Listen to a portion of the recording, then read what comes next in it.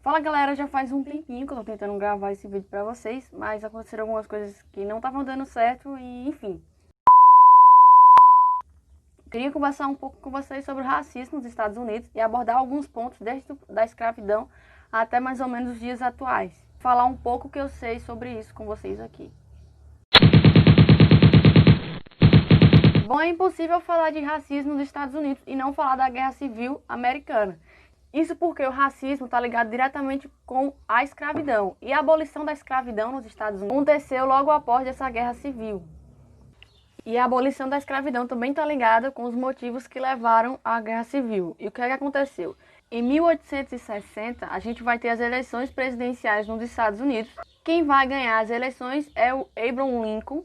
E ele tinha um discurso meio abolicionista. Mas no fundo mesmo, ele representava os interesses dos estados do norte dos Estados Unidos. É meio estranho falar isso, mas enfim.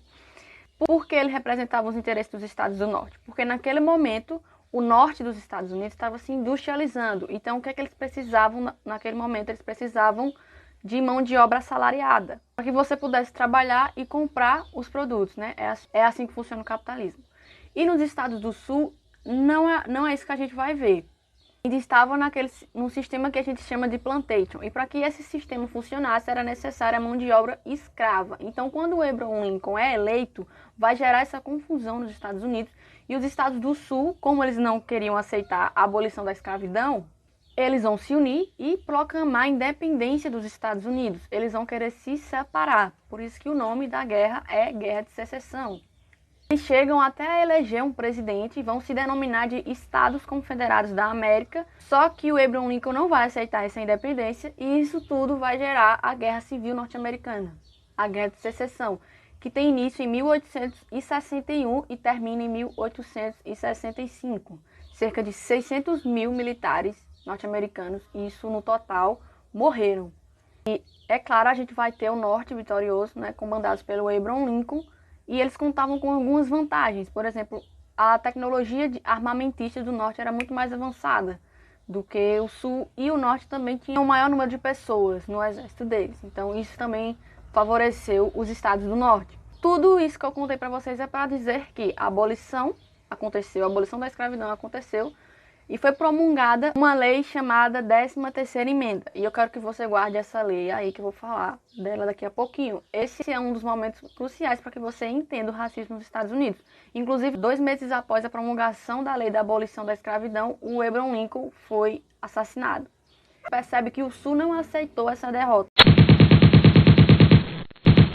E vai surgir nos Estados Unidos um grupo terrorista e extremista religioso também, que se chama Ku Klux Klan. O clã surgiu no sul dos Estados Unidos e foi fundado por ex-militares que lutaram na Guerra de Secessão ao lado dos Estados do Sul, ao lado dos Estados Confederados. Então você percebe que essa guerra ainda não tinha acabado para eles, eles não aceitaram a derrota. E desse momento em diante, o clã vai começar a perseguir pessoas negras, matar pessoas negras, espancar pessoas negras. Para vocês terem ideia, eles vão promover enforcamentos em público.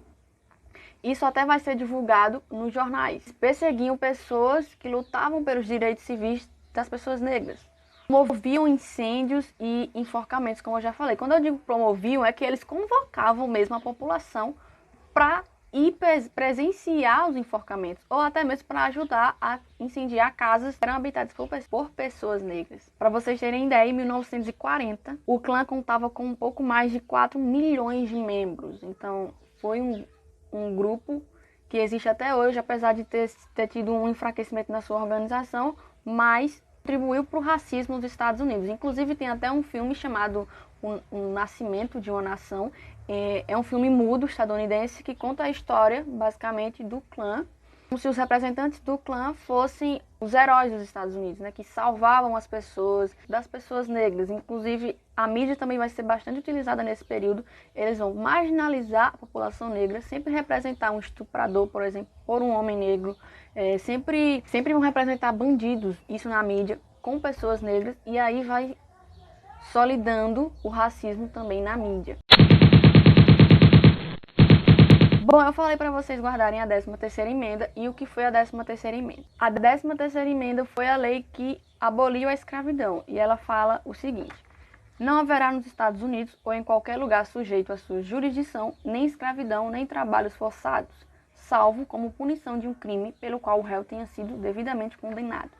O que é que ela quis dizer? Que o trabalho escravo é proibido, exceto se você for preso.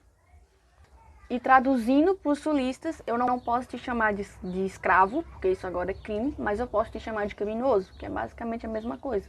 E vai começar uma série de leis para prender especificamente as pessoas negras. E essas pessoas negras que vão ser presas vão ser utilizadas como mão de obra para reconstruir a economia dos estados do sul. Por exemplo, eles vão criar leis que vão prender pessoas por vadiagem. Tipo assim, você acabou de sair de um processo de escravidão, você não tem direito a voto, você não tem direito à propriedade privada, você não tem uma casa. E ainda tem que lidar com o clã matando, perseguindo as pessoas.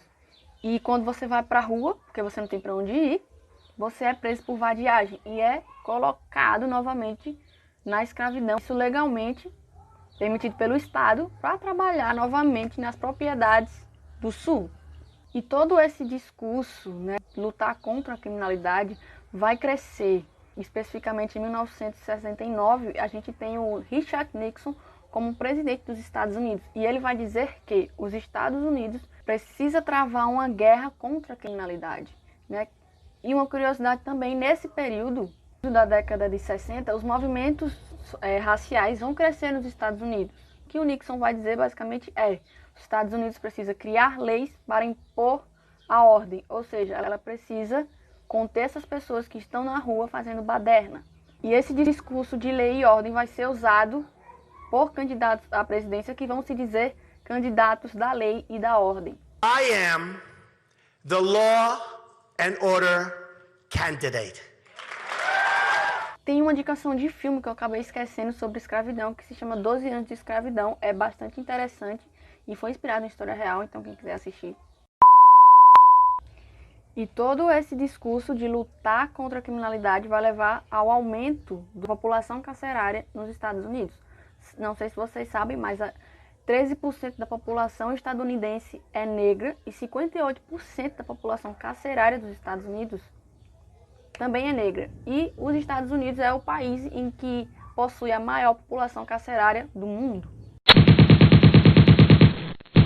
E vai começar uma associação da população negra com as drogas. E se você ligar o seu jornal à noite, por exemplo, você vai ver basicamente um desfile de homens, especificamente negros, sendo presos. Existe uma série muito boa que fala um pouco sobre esse período dos Estados Unidos, chamada Olhos que Condenam, que mostra como a polícia estadunidense fazia sua justiça.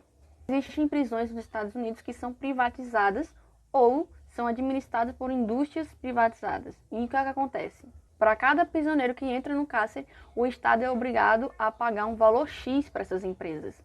Como é previsto na lei da 13ª emenda, os prisioneiros podem ser usados como mão de obra e são colocados para trabalhar, mas tudo bem, até aí tudo bem, trabalhar, ok. Só que eles não têm direitos trabalhistas e eles são proibidos de participar de sindicatos ou de lutar por melhores condições de salário. Tudo isso vai gerar um lucro para a empresa que está administrando o presídio. Existe também um mini artigo que está disponível na internet, vocês podem pesquisar, chamado Trabalho nas prisões dos Estados Unidos não é um sistema de justiça, e sim de negócios. E vai contar um pouquinho sobre como funciona as prisões privatizadas. Então a gente percebe que houve a abolição da escravidão, as pessoas foram para a rua, depois foram colocadas nos cárceres e foram usadas novamente como mão de obra escrava. Tudo isso protegido pelo Estado. Espero que vocês tenham entendido essa mensagem que eu quis transmitir, que é a evolução do racismo até os dias atuais. Vou deixar outra indicação de uma que eu esqueci de falar antes, mas que é extremamente importante e eu utilizei como base também para esse vídeo, é a 13ª emenda. Se você nunca assistiu esse documentário, por favor, assista. Espero que vocês tenham entendido. E qualquer coisa, fala aqui, comenta aqui embaixo alguma dúvida ou alguma sugestão. E até o próximo vídeo.